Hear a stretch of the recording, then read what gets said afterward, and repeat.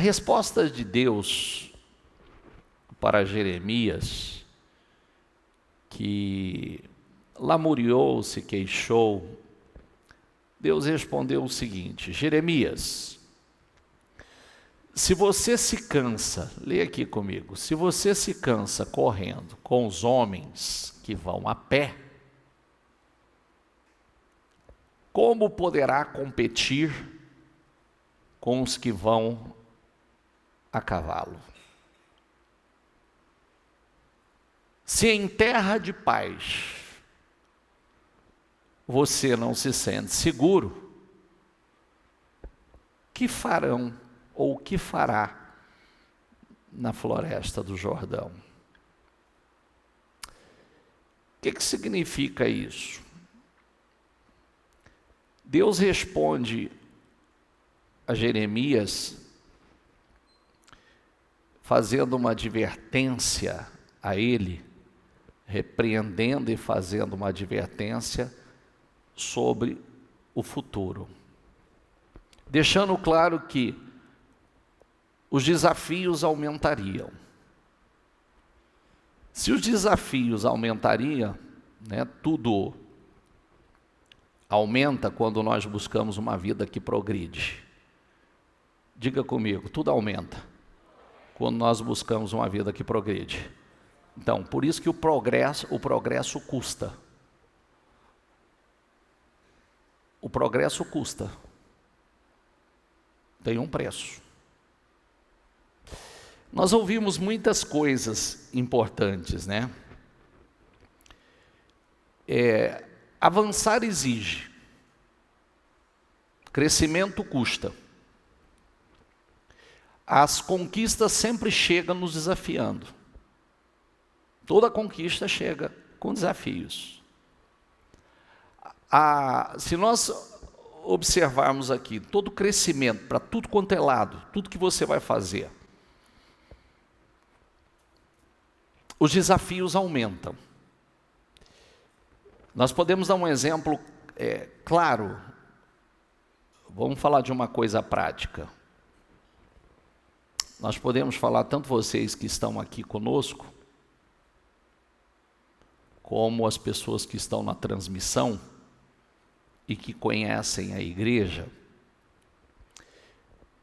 Quem não conhece nossa igreja aqui, vocês estão aqui, vocês conhecem. Quem não conhece a igreja em São Paulo. Então, se nós olharmos para a igreja, vamos falar da igreja em São Paulo. Quando estava na Celso Garcia,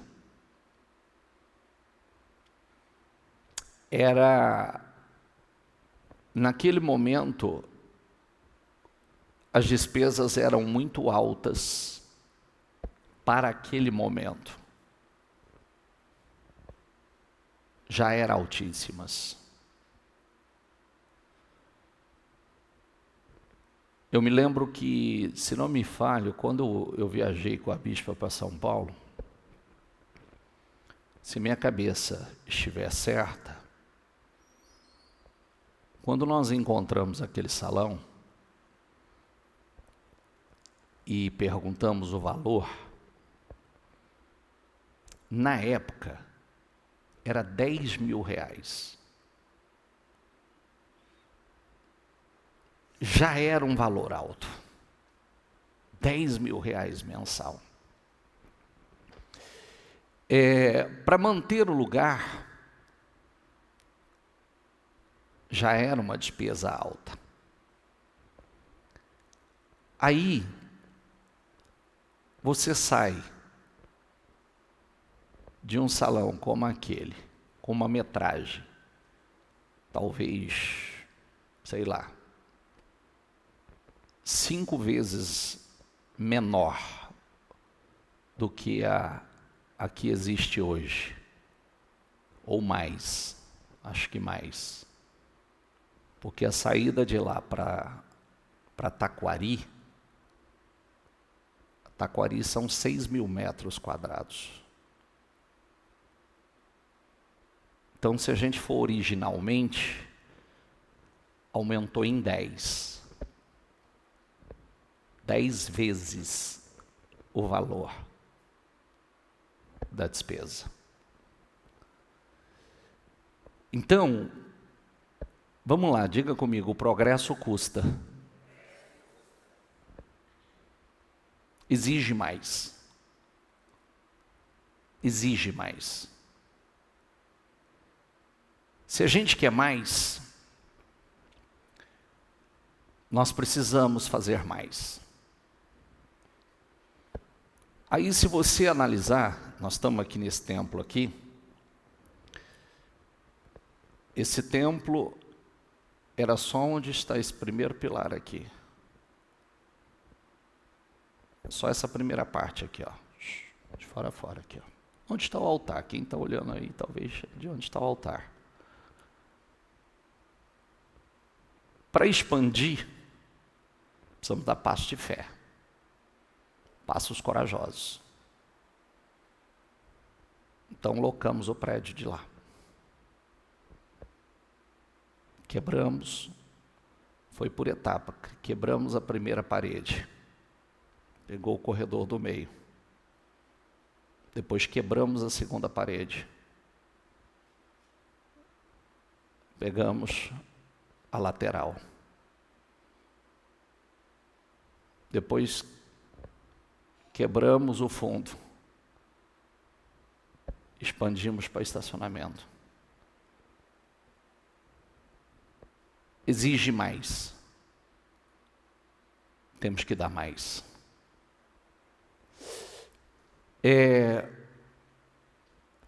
Os trabalhos de orações que nós fazemos é para que haja um fluir maior, porque você pode dar os passos de fé e caminhar para trás.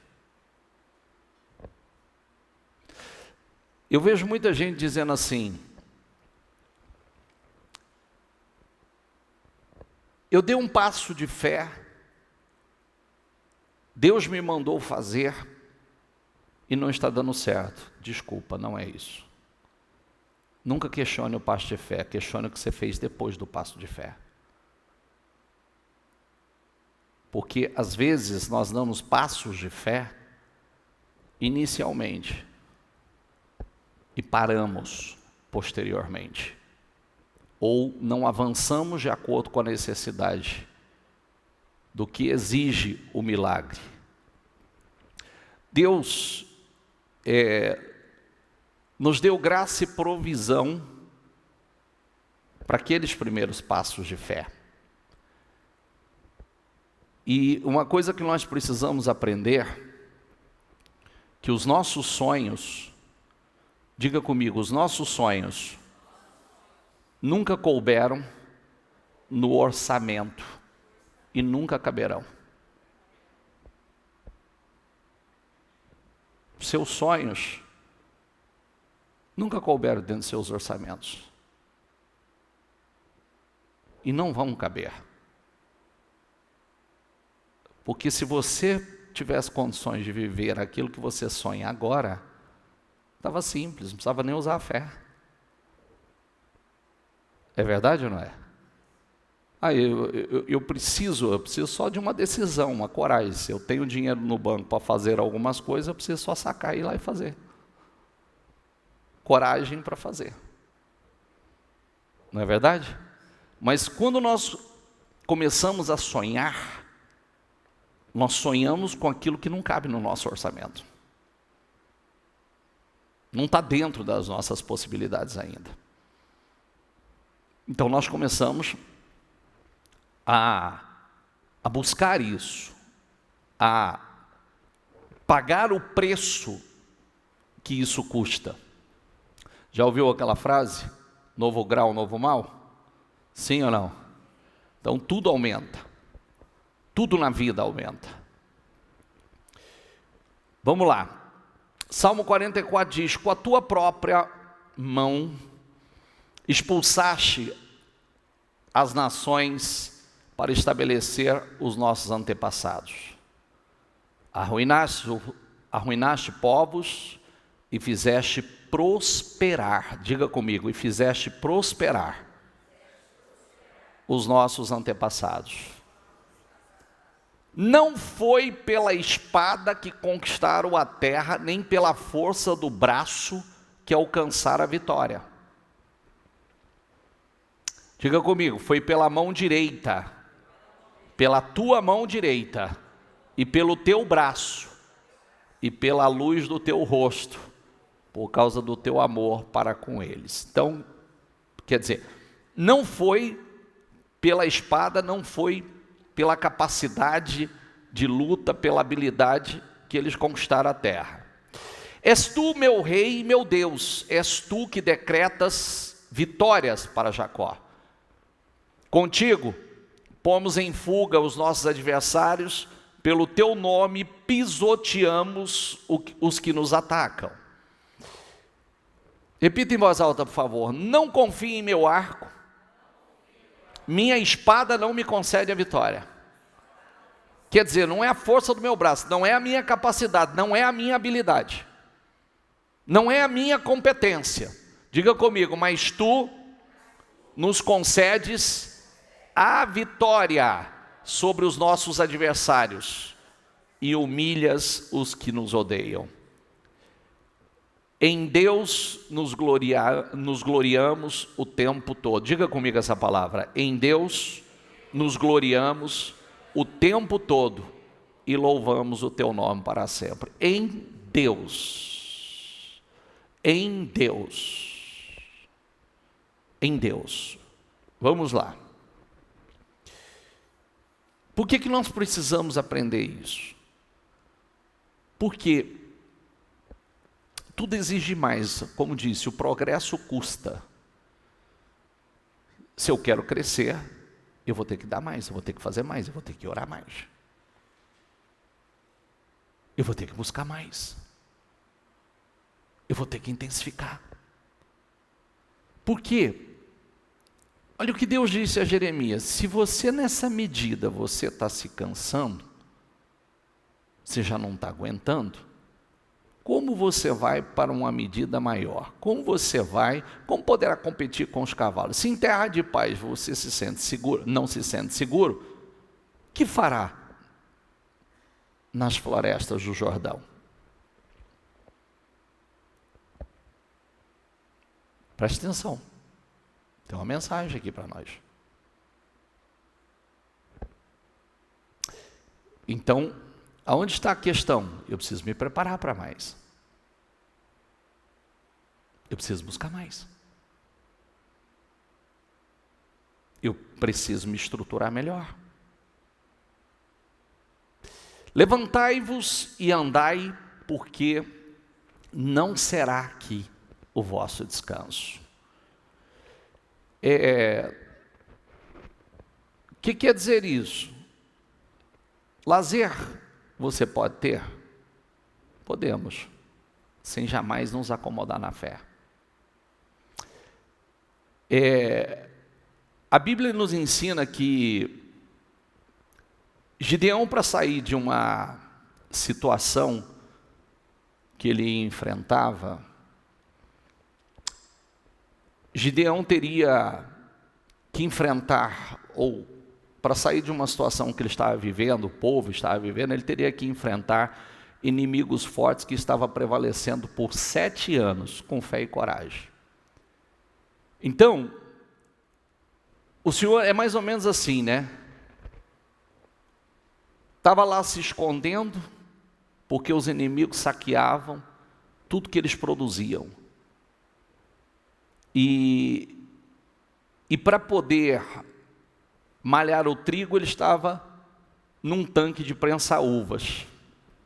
E o Senhor disse assim: se você quer sair dessa situação, você vai ter que enfrentar esse inimigo. Você vai ter que enfrentar o inimigo que causa esse problema. Só que tem uma coisa. Você sabe como é que chamava os inimigos que estavam saqueando eles há 7 anos? Alguém se lembra ou não?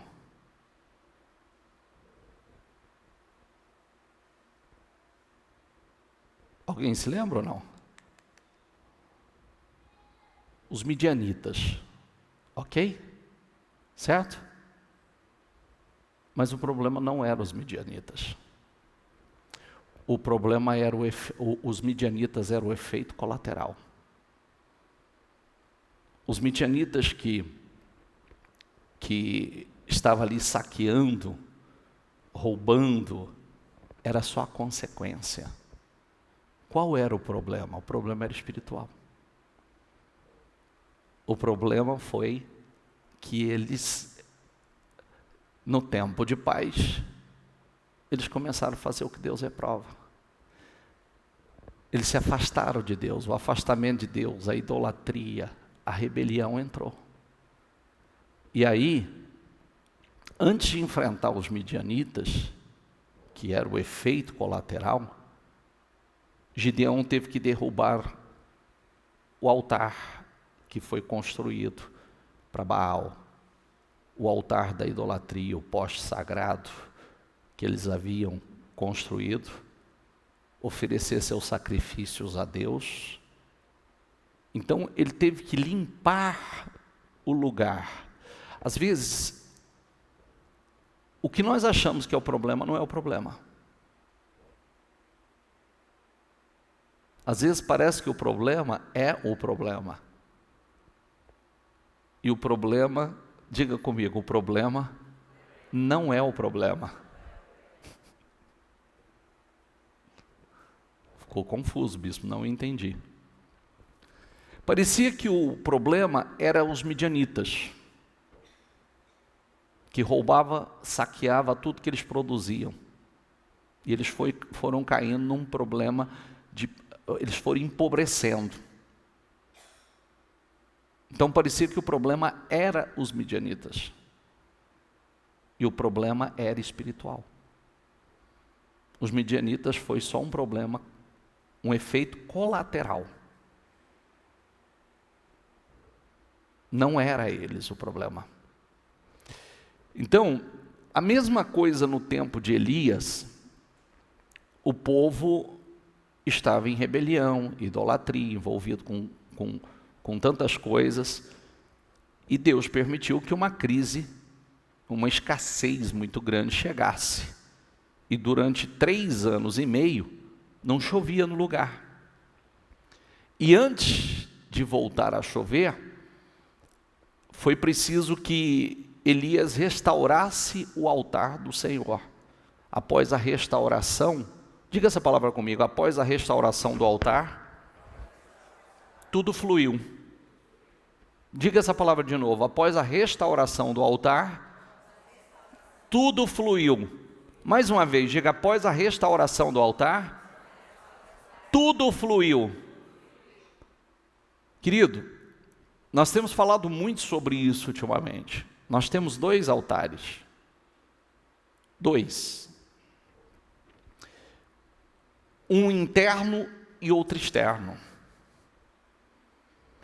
O altar externo é aquele que as pessoas nos vê orando, é aquele que as pessoas nos vê adorando, é aquele que as pessoas nos vê glorificando, cantando na igreja, louvando na igreja. O altar externo é aquele que todo mundo vê. Mas o altar interno ninguém vê, só Deus vê. Quem está entendendo? E o altar interno define o externo. Quando o altar interno está em ruínas, o externo de nada adianta.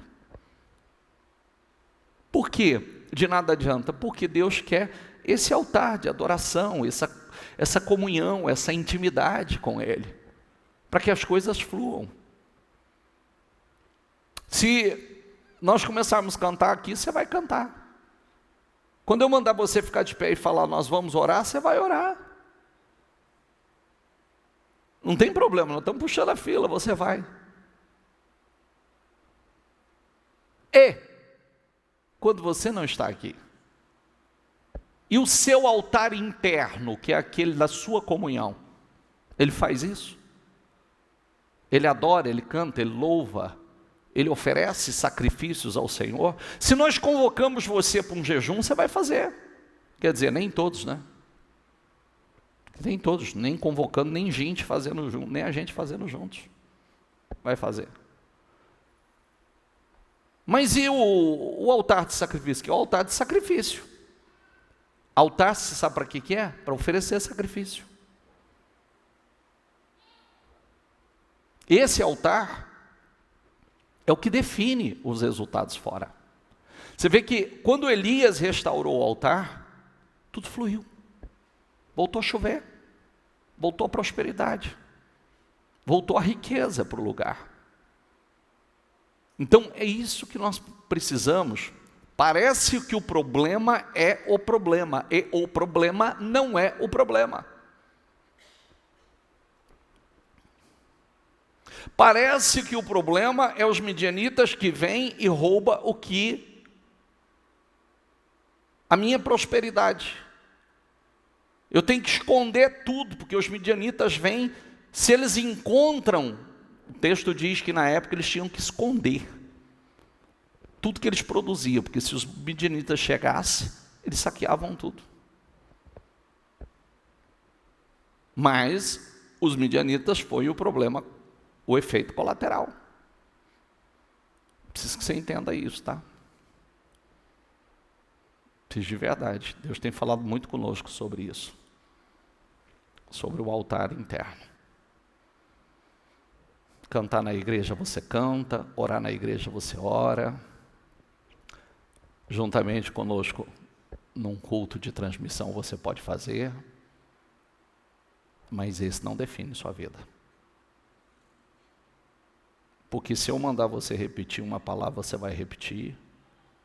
Se eu mandar você fazer uma declaração de fé com base na palavra, você vai fazer. Mas, e quando você não está aqui? Como é? Como está o altar fora? Samuel disse a toda a nação de Israel: se vocês querem voltar-se para o Senhor de todo o coração, livrem-se então dos deuses estrangeiros e das imagens de Astarote. Diga essa palavra comigo. Consagrem-se ao Senhor e prestem culto somente a Ele.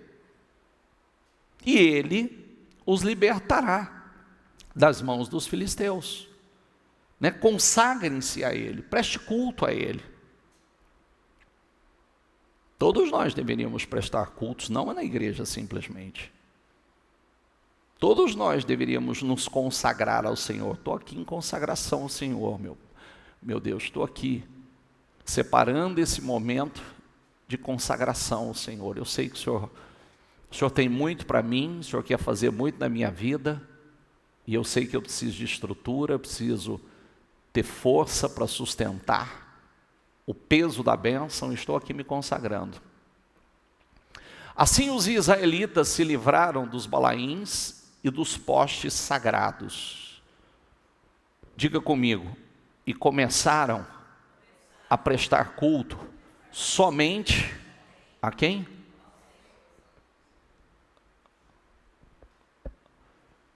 Samuel prosseguiu: reúna todo Israel em Mispá, e eu intercederei ao Senhor em favor de vocês. Quando eles se reuniram em Mispá, tiraram água e a derramaram perante o Senhor. Naquele dia, jejuaram e ali disseram: temos pecado contra o Senhor. E foi em Mispá que Samuel liderou os israelitas como juiz. Você vê que aquela situação, daquela decisão daquele povo se voltar para Deus, tirar tudo que era abominável aos olhos do Senhor e servir a Deus de coração, mudou a realidade deles, tirou da opressão dos filisteus, tirou da escravidão.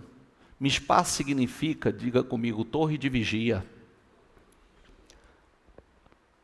O povo de Deus precisa ser essa torre vigilante. Sabe uma das palavras que a gente mais escuta? Quando você vai para Coríntios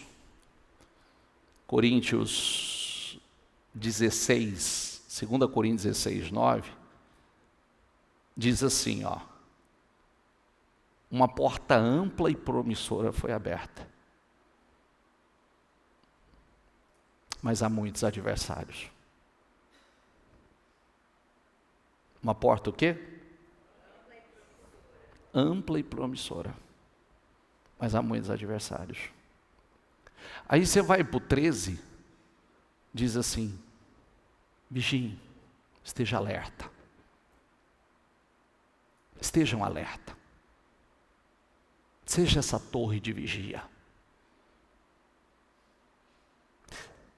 Mantenha-se firme na fé. Sejam homens de coragem. E sejam fortes. Sejam fortes. E façam tudo com amor. Está lá. Tem muitos adversários, então vigia. Vigia. Mantenha-se firme na fé. Manter-se firme na fé é você continuar declarando a palavra, profetizando a palavra, orando, não se conformando com a situação.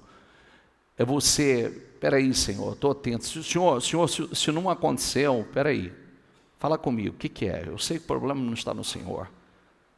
Tua palavra diz que o Senhor é com o justo, a vitória do justo, o Senhor concede a vitória ao justo, o justo clama e o Senhor responde. Peraí, o que é, Senhor? Fala comigo. Porque eu acredito no que está escrito. Eu acredito, Senhor, na tua palavra. Tua palavra tem que se cumprir aqui. A tua grandeza, o teu poder, o Senhor é o mesmo Deus, o Senhor não mudou. É o mesmo Deus que fez com que a terra desse a Isaac e não dava aos filisteus. A terra favorecia Isaac. É o mesmo Deus que abençoou Jacó e fazia com que os animais nascessem de forma que favorecesse Jacó. É o mesmo Deus. Então a terra pode me favorecer, a natureza pode me favorecer, os céus podem me favorecer, a atmosfera pode me favorecer. E eu acredito nisso. Amém? Porque todas as coisas trabalham juntas para o nosso bem. Quando Gideão chegou ao Jordão, passou com os 300 homens, que com ele estavam cansados, mas ainda perseguindo os inimigos. Diga comigo a palavra, cansados. Diga comigo, cansados, mas ainda, o que está escrito? Mais uma vez, cansados, mas ainda perseguindo os inimigos. Espera aí, olha, não tem uma mensagem para nós, somente nesse trecho? Cansados, mas ainda perseguindo os inimigos. Cansados, mas não vou descansar enquanto eu não destruí-los. Eu não vou descansar enquanto eu não vencê-los totalmente. Cansados, mas não parou para descansar.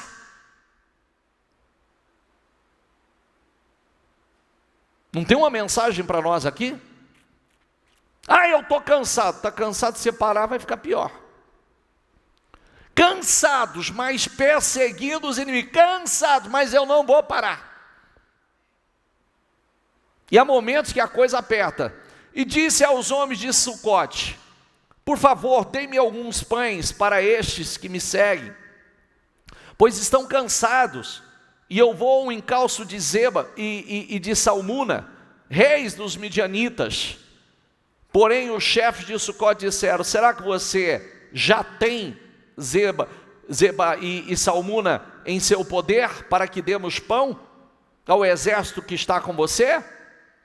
Então Gideão diz: por isso, quando o Senhor entregar Zeba e Salmuna nas minhas mãos, rasgarei a carne de vocês com espinheiros e outras plantas do deserto. Quer dizer, Dali Gideão foi a Penuel e fez o mesmo pedido aos homens daquele lugar. Mas esses de Penuel lhe responderam como os homens de Sucote lhe havia respondido. Quer dizer, você não tem nada definido, por que eu vou te ajudar? Não vou te ajudar não. Ele precisava de ajuda, que aquela vitória favorecia os outros, e ele não teve ajuda de quem ele achava que ele precisava, que precisava ajudá-lo. Há momentos que você não vai ter ajuda de ninguém, há momentos que você vai ter o apoio de ninguém, há momentos que você vai estar cansado, e você vai buscar alguém que te ajude, e você não vai encontrar. Por quê? Porque Deus quer que você dependa somente dEle. Deus não quer que você confie em ninguém. Deus não quer que você se refugie em ninguém. Deus quer que você confie e busque nele. Só um amém? Por isso também falou aos homens de Penuel, dizendo: quando eu voltar em paz, diga essa palavra comigo, quando eu voltar em paz. Ele tinha certeza, vocês não estão me ajudando, vocês não estão dando alimento, água para os homens que estão comigo, vocês não vão me apoiar, mas quando eu voltar em paz, vocês vão ver. Porque ele sabia que ele ia voltar. Ele estava em perseguição àqueles que os oprimiram durante 7 anos. Esses se beneficiariam, mas também não quis ajudá-los. Derrubarei o altar.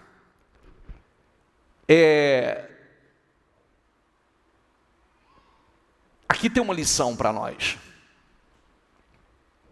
Gideão venceu. Ele alcançou aquela vitória. Depois ele voltou e lidou com cada um deles, como havia prometido. Mas o que tem aqui? Bispo, eu estou cansado. Venceu já? Está tudo definido? Já rompeu, já venceu os seus midianitas? Não.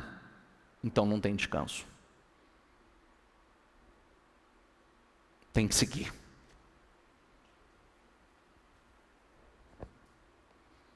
Bispo, mas não tem ninguém que apoie. Tem momentos que você não vai ter.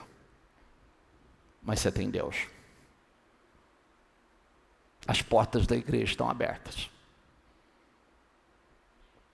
Nós temos condições de nos apresentar e clamar, como eu li hoje pela manhã com vocês. Quem estava comigo lá na...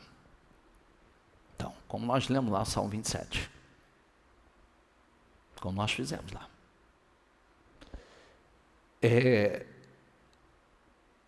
Há momentos que os desafios, eles são grandes. A Bíblia faz questão de ressaltar essa frase: estavam cansados, mas perseguindo. Cansados, mas não parou. Gideão não parou enquanto não derrotou aqueles reis. Não parou. Hoje nós vemos pessoas perdendo a honra, perdendo vitórias, por causa de coisas, atitudes pequenas, outras vezes até ridículas, se perdendo, parando, desistindo, após irem tão longe. Quanto mais nós avançamos, maior são os desafios. Sim ou não? É aquela frase, é uma matemática muito simples que a gente faz. Muito simples. Quem tem salário mínimo tem problema do quê? De quem ganha salário mínimo. E muita escassez. Quem tem problema? Quem ganha 10 mil reais tem problemas de pessoas que ganham 10 mil reais. Ou está aumentando o problema porque o cara ganha 10, mas ele gasta 15, ele gasta 20. Quem ganha 100 mil tem problema de Quem ganha 1 milhão tem problema de... Aí você vai falar assim, não tem problema, bispo. Tem.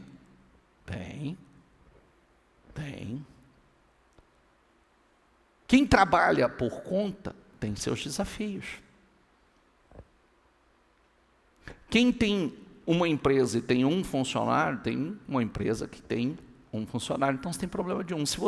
Uma pessoa que tem uma empresa, um negócio, que ela tem 10 pessoas trabalhando para ela, uma pessoa que tem uma empresa que tem 50, 100, tudo aumenta.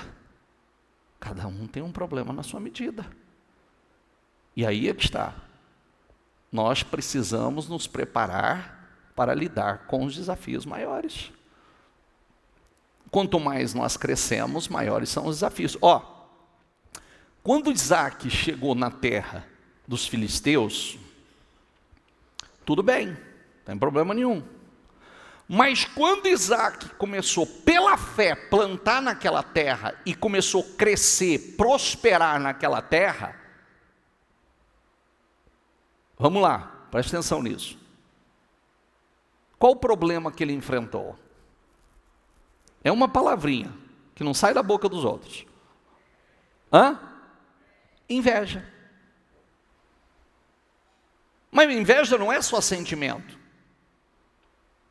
Por inveja, o que os filisteus fizeram? Começou a entulhar os poços, tentar impedir que ele continuasse prosperando.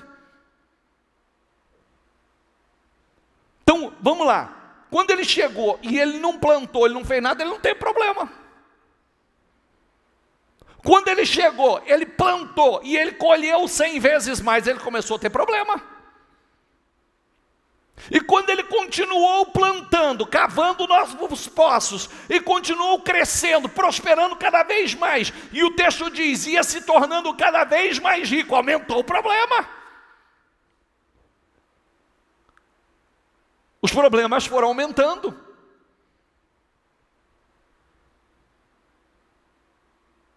Então, conforme nós crescemos, os problemas aumentam. Progresso tem um custo. Está entendendo ou não? Diga comigo, progresso tem um custo. Essa semana eu falava com alguém e eu dizia assim, olha como é que a gente precisa estar imunizado mesmo e preparado. Eu atendi alguém, ela ainda dizia assim para mim, eu não estou numa fase boa. E eu perguntei, mas por que você não está numa fase boa? Sua vida foi transformada. Vivendo todos os sonhos, materialização de todos os sonhos, uma família linda, prósperos, abençoados, vivendo o que você sempre sonhou, o que você orava. Mas problema do lado da família de cá, problema de lá, inveja daqui, inveja de lá, que afetou. Família que se incomoda com a prosperidade, que faz as críticas, que infelizmente ela não estava preparada para aquelas críticas. E aí, chega a pensar, será que vale a pena? Será que vale a pena? Olha que coisa louca. Você vê o tanto que nós temos que estar preparados, porque isso que, na minha opinião, são coisas pequenas. Se alguém está incomodado com a minha prosperidade, o problema é seu. Eu não vou mudar nada por causa disso. Porque quando você está passando necessidade, que você está em escassez, ninguém vai lá suprir tua necessidade. Não é verdade? Se você tiver muito poucas pessoas, você vai encontrar para ir lá dizer a você, vem cá, conta comigo, eu sou com você, se precisar. Agora, O meu Deus está me abençoando. O meu Deus está me prosperando. Eu posso morar numa casa bacana. Eu posso andar num carro bacana. Eu posso fazer algumas coisas que eu nunca pude fazer. E porque alguns estão, peraí, eu tenho que pedir opinião como eu posso gastar o meu dinheiro? Tá certo isso? Sim ou não? Eu tenho que perguntar para você se eu posso comprar alguma coisa nova, porque você vai se incomodar? Se eu posso investir aonde eu quero investir, porque alguns vão se incomodar? É simples, é aquela frase que eu sempre digo: pague o preço que eu tenho pagado. Você não quer pagar o preço? Não é verdade? Tudo tem um preço. Eu já disse isso para a gente da minha família. Faça o que eu faço. Busque a Deus como eu busco.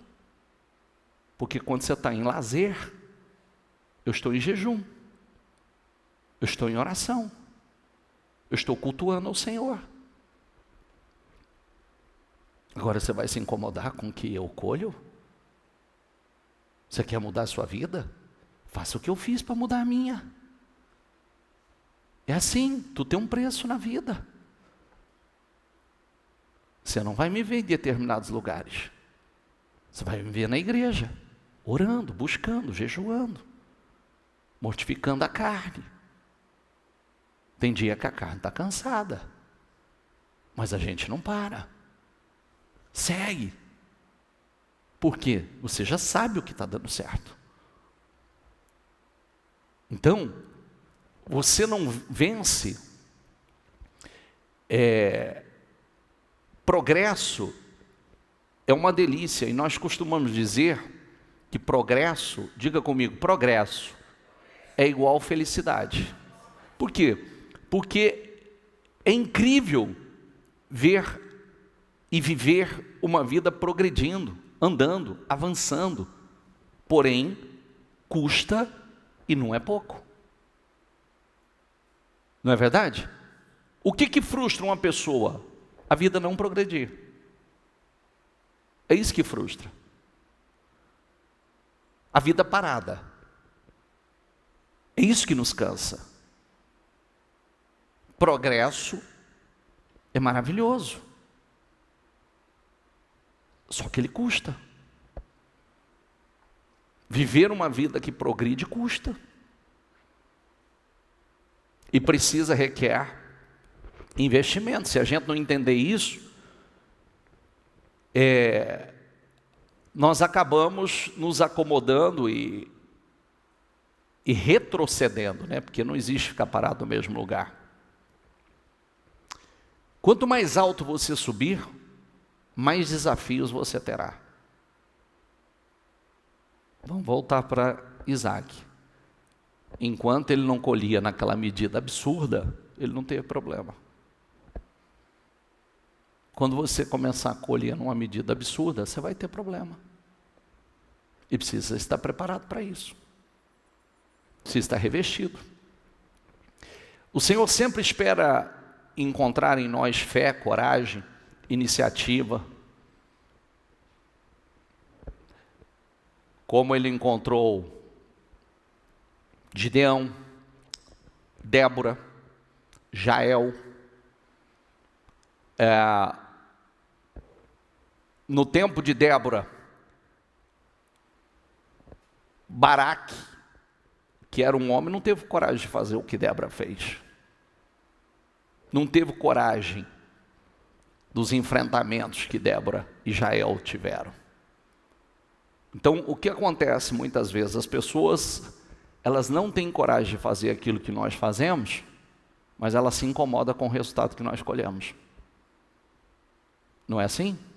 Sim ou não? Falta coragem para fazer, mas eu não faço, depois eu fico incomodado. Nós vimos isso com Davi estava lá à disposição para qualquer um enfrentar o gigante. Por que foi só ele? Todo mundo podia ter feito. Desafiado, estava o exército há 40 dias, 2 vezes por dia. Tem gente que diz assim, mas Davi foi privilegiado. Não, Davi foi o que teve coragem, teve fé para aquilo. Mas o exército inteiro tiveram a oportunidade. Todo o exército tiveram a oportunidade, todos os homens. Mas só Davi enfrentou. Só Davi teve a coragem de ir lá enfrentar aquele desafio. Pedro não saiu do barco quando a tempestade tinha passado,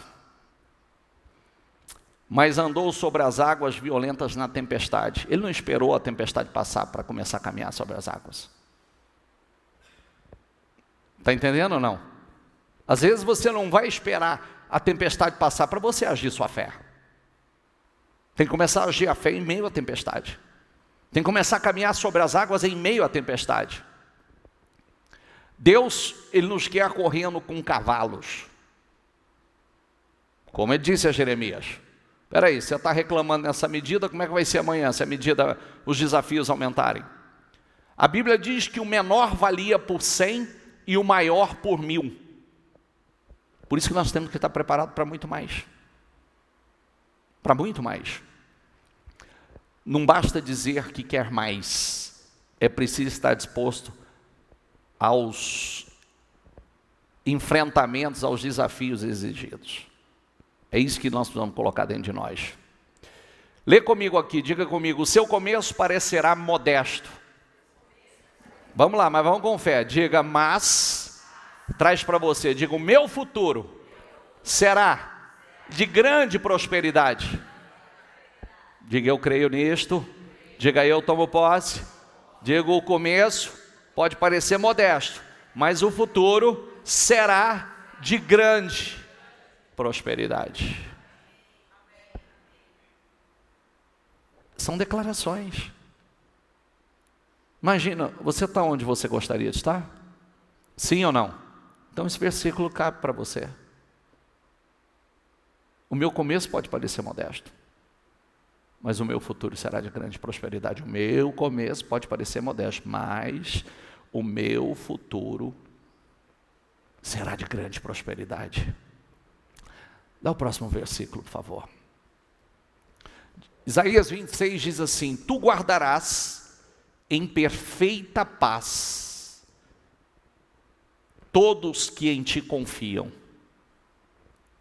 aqueles cujos propósitos, diga comigo, aqueles cujos propósitos estão firmes, aonde? Em ti. Esse vai permanecer em paz.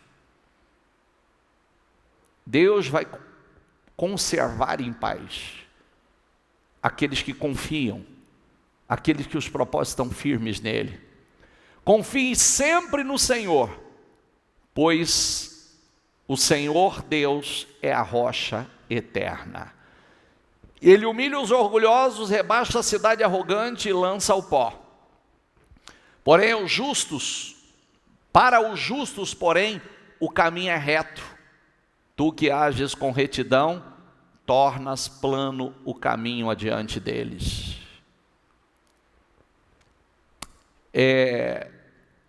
Nós precisamos nos apossar do que está escrito. Eu disse hoje que a Bíblia diz o seguinte: se você acredita numa coisa, você tem que acreditar em outra. Eu disse que a Bíblia, eu li, né? Gálatas 3 diz assim, Cristo nos resgatou da maldição da lei, fazendo-se Ele maldição em nosso lugar. Porque está escrito, maldito todo aquele que for pendurado em um madeiro. Para que a bênção de Abraão chegasse aos gentios. Ou seja, a bênção não é só para os judeus. Gentios somos nós. Em Cristo Jesus, a fim de que recebêssemos pela fé o Espírito Santo. Então, vou repetir. Cristo nos resgatou da maldição da lei, fazendo-se maldição em nosso lugar. Quem acredita nisso? Ele se fez maldito em nosso lugar. Ele nos resgatou da maldição. Então, se eu acredito que Ele nos resgatou da maldição, que Ele se fez maldito em nosso lugar, então eu preciso acreditar em outra coisa, que está em Coríntios. Pois vocês conhecem a graça de nosso Senhor Jesus Cristo. Sendo rico, diga comigo, sendo rico, se fez pobre por amor de vocês. Se fez pobre por amor de vocês. Diga comigo, para que por meio de sua pobreza, vocês, o quê? Se tornassem ricos. Se eu acredito num, eu tenho que acreditar no outro. Porque se Ele se fez maldição por nós, Ele se fez pobre por nós. Porque tem muita gente que diz assim, não, Cristo foi pobre. Não, Ele se fez pobre. Ele não era daqui. É igualzinho, eu estava falando hoje pela manhã, eu já fui umas, 13 a 15 vezes para Israel. Quando nós íamos para Israel, nós íamos com um propósito, certo? Sim ou não?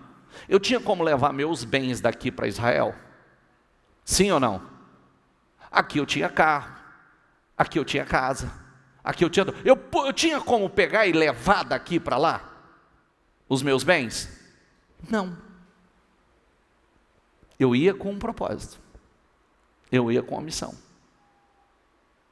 Depois eu ia voltar. Uma vez minha mala se extraviou. E graças a Deus que ela se extraviou na volta. Porque se ela tivesse se extraviado na ida, eu era quase um indigente lá. que eu levava? O necessário para o propósito. Só aquele tempo. O Senhor veio com uma missão. Ele veio com um propósito. E nessa missão, Ele se fez pobre,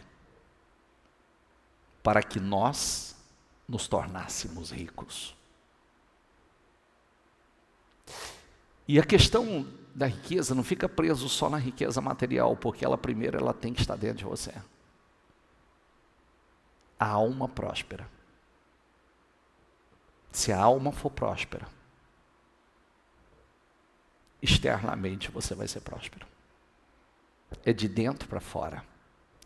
Como vocês sabem, como o nosso Senhor Jesus era cheio de graça, embora fosse tão rico, Ele se fez tão pobre para ajudá-los, de tal maneira que, tornando-se pobre, vocês se tornassem muito ricos. Jó 8 diz assim, mas se você buscar a Deus e clamar ao Todo-Poderoso,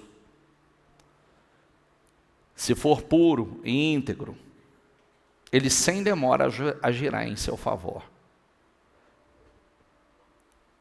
Diga comigo, e devolverá o que por direito lhe pertence. Olha que coisa linda. Se você buscar a Deus e clamar ao Todo-Poderoso, eu preciso buscar, eu preciso clamar. Se for puro e íntegro, Ele sem demora agirá em seu favor e devolverá o que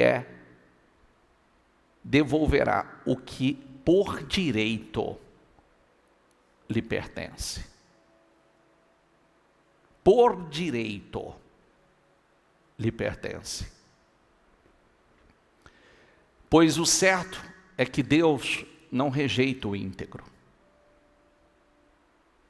e não fortalece as mãos dos que fazem o mal. Mas quanto a você, diga comigo, Ele encherá de riso a sua boca e de brados de alegria os seus lábios. Você consegue declarar isso? Diga, Deus vai encher minha boca de riso. e de brados, brados de alegria, cânticos de alegria, declarações de alegria. Bendito seja o Senhor, louvado seja o Senhor, glórias a Deus por todo o bem que o Senhor tem feito na minha vida. Seus inimigos vestirão de vergonha, e as tendas dos ímpios não mais existirão. Você sabe que Deus provou muito Jó, mas Deus levou Jó para muito mais após ele passar pelos seus testes, pelas suas provações. No final, viveu uma incrível virada de cativeiro, de restituição em dobro, honra, glória. Jó viveu coisas que nunca tinha vivido e terminou dobradamente melhor, dobradamente abençoado. Então, Jó respondeu ao Senhor: eu sei que podes fazer todas as coisas, e ninguém pode frustrar os teus planos. Perguntaste: quem é que com tanta ignorância questiona minha sabedoria? Ele diz: sou eu. Falei de coisas que não entendia, coisas maravilhosas demais que eu não conhecia.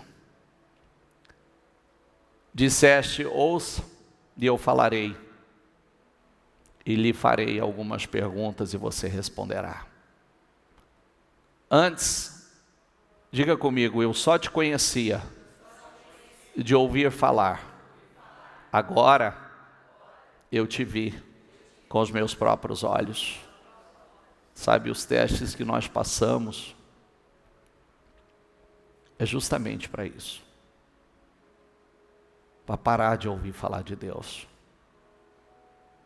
é para conhecê-lo profundamente, é para vivermos experiências gloriosas com Ele. Jó, no seu momento de lamento, ele fez as suas lamentações, mas ele mesmo diz assim: retiro tudo que disse e me sento arrependido no pó e nas cinzas. O crescimento interno, só na leitura você vê, o crescimento interno que Jó obteve foi incrível. E quando nós crescemos dentro, nós crescemos fora. Amém? Diga: quando nós crescemos dentro, nós crescemos fora. Esse processo transformou completamente a vida de Jó. Mudou completamente a vida dele. E Jó conheceu um Deus que ainda não conhecia. Quando Jó orou por seus amigos, o Senhor o tornou próspero de novo. Diga comigo: quando Jó orou por seus amigos, o Senhor o tornou próspero de novo. Na verdade, o Senhor lhe deu o dobro do que tinha antes. Esse foi o último teste. Orar por quem havia lhe pesado tanto. Esse foi o último teste dele. Fazer orações, abençoar aqueles que tanto tinha pesado. Todos os seus irmãos, suas irmãs, seus amigos de outros tempos vieram e festejaram com ele à mesa de sua casa. Eles o consolaram e o confortaram por todas as provações que o Senhor tinha enviado contra ele. E cada um lhe trouxe um presente de prata e um anel de ouro. O Senhor abençoou Jó na segunda parte da sua vida. Diga comigo: o Senhor abençoou Jó na segunda parte de sua vida, ainda mais que na primeira. Teve 14.000 ovelhas, 6.000 camelos, 1.000 juntas de bois e 1.000 jumentas. Deus também deu a Jó 7 filhos e 3 filhas. Jó chamou a primeira filha de Gêmina, ou Gemima, a segunda Késia e a terceira de Querem-Rapuque. Em toda a terra não havia mulheres tão lindas como as filhas de Jó. E seu pai lhes deu herança junto com os irmãos delas. Depois disso, diga comigo, Jó viveu 140 anos e viu 4 gerações de filhos e netos. Eu sempre gosto de ler essa parte final. Sempre. Ela para mim é sempre muito motivadora. Porque o que o senhor vê aqui, bispo? Eu vejo que se ele tivesse definido a vida dele, desistido,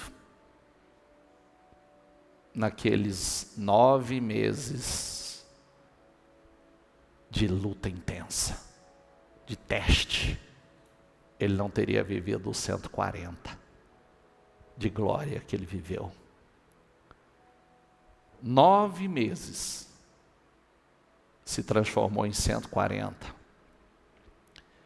Mas teve o último desafio: perdoar e orar pelos seus amigos, que pesaram muito a vida dele no momento de grande dor. Depois de tanta dor, restauração, restituição. Diga comigo, depois de tanta dor, restauração, restituição, festa, comemoração, presentes caros, consolo, conforto e vida longa. Para quem viu a morte de perto, Jó viu 4 gerações. Olha que transformação, que virada incrível. Jó sobreviveu a tudo, venceu tudo, chegou ao final com dobrada honra, filhos, filhas, viveu muito e com plenitude, com muita abundância. Deus levou a um nível bem mais alto do que ele conhecia. Bem mais alto. Mas também foi desafiado e testado em um nível que ainda não conhecia. Para conhecer e experimentar o que ainda não havia experimentado. Entendeu ou não? Ele foi desafiado em um nível que ele ainda não conhecia, mas para viver o que ele ainda não havia experimentado, não havia vivido. Então, eu creio em uma resposta de Deus para todos nós. E a resposta continua sendo a mesma. Nós queremos mais, nós não podemos nos abater por pouco. Se queremos muito na nossa vida, seremos desafiados também muito mais. Nós precisamos derrubar os altares, restaurar o altar do Senhor, jogar fora os ídolos, abraçar o chamado de Deus, passar pelos testes com fé, coragem, ter iniciativa, é o que o Senhor espera de nós. Eu acredito que vem, assim como veio na vida de Jó, vem um tempo de grande festejo para nós, de muitos presentes. Vamos fazer essa declaração? Diga comigo, vem um tempo. Diga, está chegando um tempo de grande festejo, de muitos presentes. Diga, mais filhos, filhas, restituição dobrada, honra, uma glória que eu ainda não experimentei. Eu creio nesse tempo. Eu tomo posse desse tempo. Então você precisa seguir em frente com confiança, declarando que o nosso Redentor vive.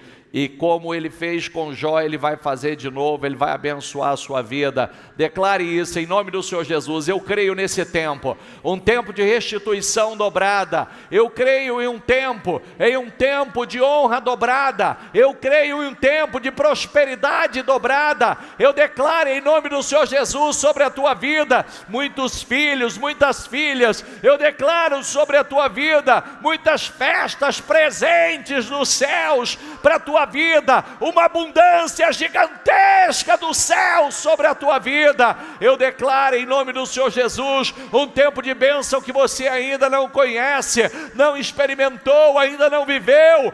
Em nome do Senhor Jesus, Senhor, eu declaro, eu profetizo sobre a vida do teu povo, Senhor. Eu profetizo esse tempo de glória, esse tempo de restituições dobradas. Eu declaro em nome do Senhor Jesus, filhos e filhas presentes caros, bênçãos grandiosas sobre a vida do teu povo, Senhor. Eu declaro, meu Deus, multiplicações, transformação, meu Pai, como o Senhor transformou a água em vinho, transforma o fracasso em vitória, a escassez em abundância, transforma, meu Pai, ó meu Deus, a vergonha em honra, transforma, meu Deus, faça tudo novo na vida dela, Senhor. Eu abençoo o trabalho, eu abençoo a obra das mãos, eu abençoo e determino, meu Pai, o teu povo sendo levantado, o teu povo sendo honrado, em nome do Senhor Jesus. Eu profetizo um tempo de glória, um tempo de honra, um tempo de grande abundância, portas sendo abertas, negócios, meu Deus, eu declaro, Senhor, meu Senhor, eu declaro negócios, concretizações, vendas, contratos. Eu declaro ideias, projetos. Eu declaro, Senhor, reviravoltas espantosas, assustadoras acontecendo, Senhor, nessa reta final de ano, Senhor. Eu profetizo, meu Deus, eu declaro grandes reviravoltas acontecendo.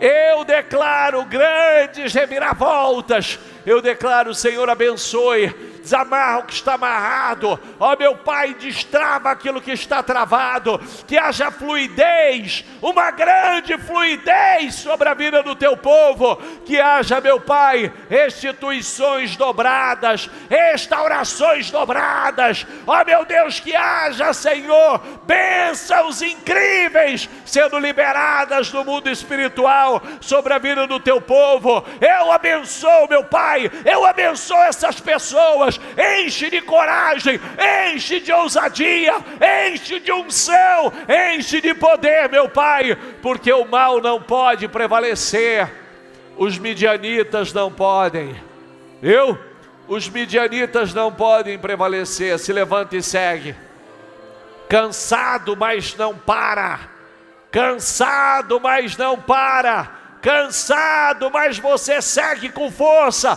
com ousadia, em nome do Senhor Jesus. Cansado, sem ter o apoio, ajuda de quem deveria estar te ajudando, mas você não para, você vai voltar em paz com a vitória, vai voltar em paz com definições, em nome do Senhor Jesus. Declara, profetiza o crescimento, o teu progresso, prosperidade. Declara contratos assinados, vendas, clientes novos. Declara o faturamento da tua empresa. Declara, profetiza em nome do Senhor Jesus que você será surpreendido nesse final de ano. Você será surpreendido com bênçãos novas, milagres novos, milagres inéditos, bênçãos multiplicadas, processos acelerados. Declara em nome do Senhor Jesus, declara em nome do Senhor Jesus, profetiza isso, profetiza, esse final de ano será glorioso. Eu serei surpreendido com milagres inéditos, processos acelerados, bênçãos multiplicadas, em nome do Senhor Jesus. Essa é a minha fé, é o que eu creio, é o que eu acredito. Restituições dobradas, em nome do Senhor Jesus. Uma honra e uma glória que ainda não experimentou, não viveu. Em nome de Jesus, eu declaro sobre a tua vida, eu profetizo sobre a tua vida, em nome do Senhor Jesus, que Deus transforme a vergonha em honra, a escassez em abundância, que Deus transforme o pouco em muito. Eu declaro em nome do Senhor Jesus. Creia, creia. Se tem altares que precisam ser derrubados, derruba. Viu? Se tem altares que precisam ser derrubados, derruba. Todo aquele processo de Jó foi para que Jó conhecesse a Deus de verdade. Para chegar o momento que ele disse: antes eu conhecia o Senhor, só de ouvir falar, mas agora os meus olhos te veem. Os meus olhos te veem. Eu te conheço de verdade. Acredite. Acredite. Está cansado? Não para, põe mais força. Levanta o altar interno. Levanta o altar interno.